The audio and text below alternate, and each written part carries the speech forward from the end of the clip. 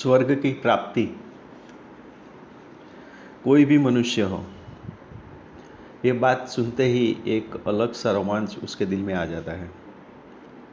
और कोई भी आदमी ऐसा नहीं होगा या कोई भी मानव ऐसा नहीं होगा जो ये ना चाहता हो कि स्वर्ग की प्राप्ति न मिले। इस बात को कुछ अलग तरीके से समझने का प्रयत्न करते हैं।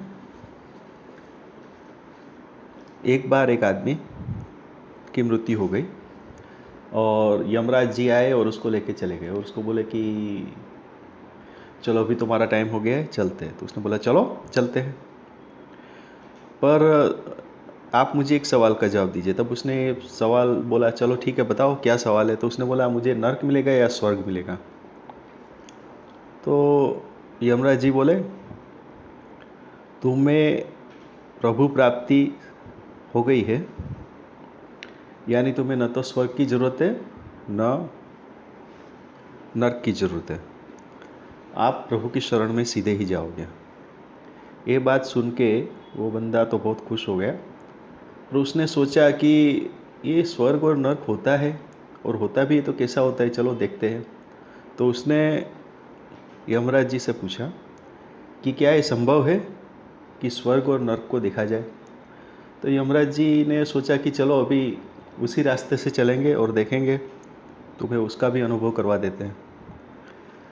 तो जब दोनों साथ में निकले तो पहले आया नर्क। तो नर्क के अंदर देखा तो सब लोग डिप्रेस थे, वही जो हमने सुना है नर्क में क्या होता है सबको पता है।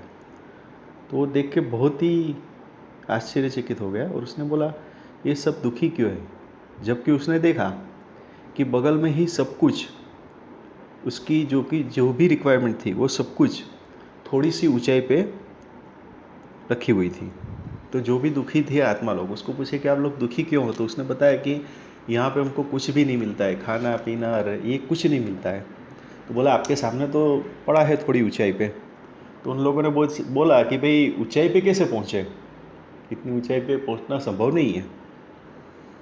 तो उन्होंने भी सोचा कि बात में तो दम है, चलो ठीक है ये इनका कर्म होगा करके सोच ही रहे थे। तब तक यमराज जी ने बोल दिया कि चलो अभी बहुत देर हो गया है, चलो आगे चलते हैं। दोनों ही फिर आगे बढ़े तो फिर स्वर्ग आया। स्वर्ग में वही सेम सिचुएशन थी, पर यहाँ पे डिफरेंट ये था कि सब लोग खुशहाल थे, वही कंडीशन वही स्टाइल सब कुछ था। लोगों को खुश देख के उन्होंने फिर से वहाँ पे भी पूछा कि आप लोग खुश क्यों हो। तो कि बस यहाँ पे मज़ा मौज है। तो बोला चलो ठीक है। और फिर देखा तो उसने वही सवाल वहाँ पे भी पूछा कि ये जो मटेरियल पड़ा है उसका वो क्या है उसमें। तो उसने बोला इसमें सब कुछ खाने पीने की सब चीज़ इसके अंदर है, हम लोग जब चाहे तब खा पी लेते हैं और फिर यहाँ पे आनंद प्रमोद करते हैं। जब ये बात सुनी तो एकदम चकित हो गए और उसने पूछा कि भाई ये कैसे संभव है, क्योंकि ये बहुत ऊंची हाइट पे है, तो आपने ये कैसे लिया। तो उन्होंने बोला हम सब इकट्ठे होते हैं और आसपास में जो कुछ भी पड़ा है कुदरती संपत्ति, उसमें से सब कुछ इकट्ठा करके हम एक दूसरे के सहारे ऊपर जो मटेरियल रखा है वो लेके हम शेयर करके सब कुछ खा लेते हैं और इसी तरह से हम अपना जीवन व्यतीत करते हैं। ये बात सुन के उसको बहुत ही आश्चर्य हुआ और दोनों आगे चले गए। अभी आप बोलोगे इसमें कुछ नया क्या है, बात तो यहीं से शुरू होती है। क्योंकि देखिए कभी कभी क्या होता है कि सिर्फ बातें करते हैं तो उसमें कई बार एग्जांपल्स देना बहुत ज़रूरी हो जाता है, उसके अंदर कोई मर्म छुपा होता है। तो मैंने सोचा चलो ये शुरुआत ही एग्जाम्पल से करेंगे, इसलिए इस बार मैंने शुरुआत एग्जाम्पल से किया। देखिए अगर आस्तिक होगा तो बोलेगा हाँ स्वर्ग है, नास्तिक होगा तो बोलेगा स्वर्ग नर्क कुछ नहीं है, कोई ज़्यादा सोचा समझा आदमी होगा तो वो बोलेगा कि ये सब बकवास वाली बातें हैं। वो सब बात अपनी जगह पे है, अपना अपना परसेप्शन है, अपनी अपनी सोच है। मेरा ये मानना है कि जब सवाल आया ही है कि भाई स्वर्ग क्या है, नर्क क्या है, तो मैंने सोचा चलो एग्जाम्पल के थ्रू ही समझते हैं, तो इसीलिए मैंने आपको एग्जाम्पल बता दिया।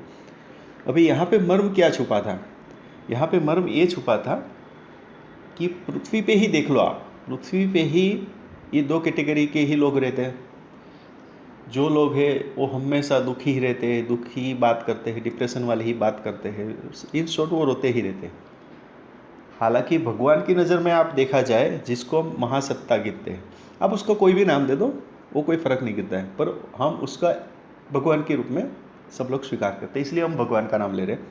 तो कहने का तात्पर्य क्या है कि भगवान की नज़र में तो सब एक ही है, सबको 24 घंटा दिया है, सबके लिए रिसोर्सेज भी सेम दिए हैं, पर फिर भी आप देखोगे तो सब लोग में से कोई लोग हैं जो पूरे लाइफ जो है वो सिर्फ रोते ही रहते हैं और कुछ करते ही नहीं है। उसके लिए अगर कुछ भी कहा जाए, किया जाए, तो वो बोलेगा ये नहीं है, वो नहीं है, मतलब वो उसमें से सीधा ही वो नेगेटिव ढूंढ लेते हैं और फिर वही बात करते हैं। और जो पॉजिटिव होंगे वो कठिनाइयों में से भी रास्ता निकालते हैं और रास्ता निकाल के वो खुशखुशाल ज़िंदगी जीते हैं। मॉरल ऑफ द स्टोरी क्या है कि फंडा जो है, प्रिंसिपल समझिए, चाहे वो यहाँ पे बात ये आती है कि स्वर्ग है नहीं है तो भी क्या फ़र्क होता है, और नहीं है तो भी क्या फ़र्क गिरता है। दोनों जगह पे प्रिंसिपल एक ही है, और वो प्रिंसिपल है कर्म, और दूसरा खुशखुशाल। अपने आप को जितना भी हो सके उतना ज़्यादा खुशखुशाल रखने की कोशिश करनी चाहिए।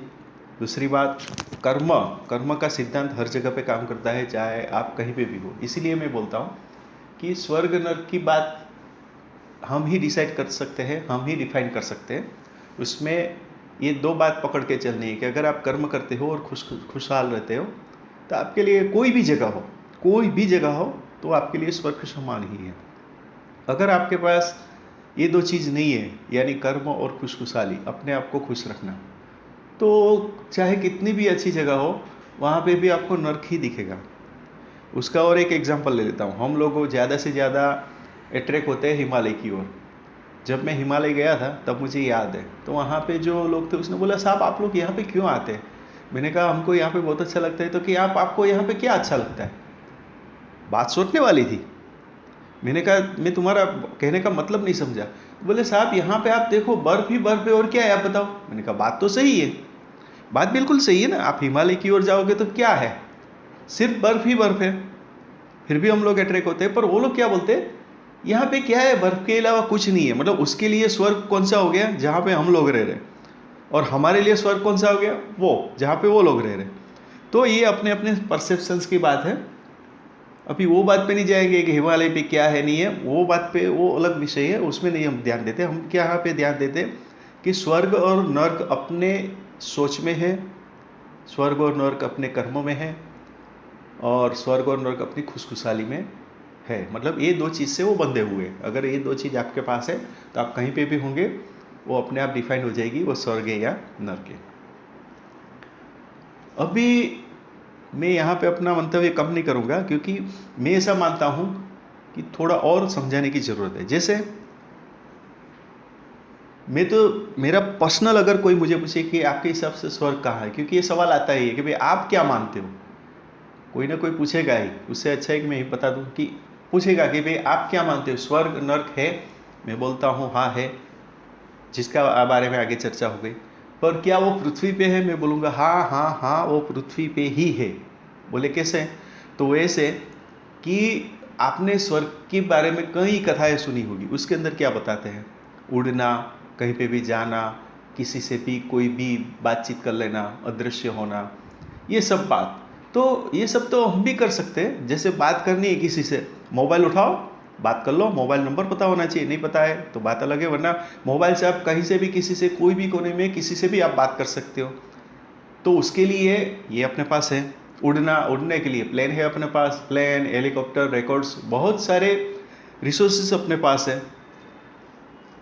आकाश में चले जाइए आप, नदी नाला समुद्र में चले जाइए, समुद्र में जाएंगे तो आपको बंदूकी मिल जाएगी। तो मतलब मानव के लिए आज कोई भी अंतरिक्ष में चले जाए, अंतरिक्ष में जाने के लिए रॉकेट्स है, आज का जो भी साइंस युग है वो सब कुछ अवेलेबल करता है रिसोर्सेज। और शायद आपको पता भी होगा कभी रॉकेट से चंद्र के लिए भी मानव को भेजने की बात चल रही है। तो कहने का तात्पर्य क्या है कि yes, everything is possible now it is like a heaven, स्वर्ग, ठीक है। तो क्या नहीं है अपने पास? अभी आप बोलोगे, मैं आपको सीधा सवाल करता हूँ कि भाई देखिए, स्वर्ग आपके हिसाब से क्या है? तो आप बोलोगे हमारे हिसाब से स्वर्ग का मतलब है कि सुख, शांति, समृद्धि, तंदुरुस्ती, ये सब चीज़। तो ये सब चीज़ तो है, ये सब चीज़ पृथ्वी पे है। आप किससे उसको ग्रैब करते हो वो आपके ऊपर है। हाँ, एक चीज़ है जो फिर वहीं पे वहीं आ जाती है, वो है शांति। आप कोई जो ज़्यादा अंदर गहरा पहुंचा हुआ होगा बोलेगा सब कुछ मिलता है पर शांति नहीं मिलती। देखिए, शांति के बारे में अलग से टॉपिक बनाने का मैंने सोचा है, मन की शांति।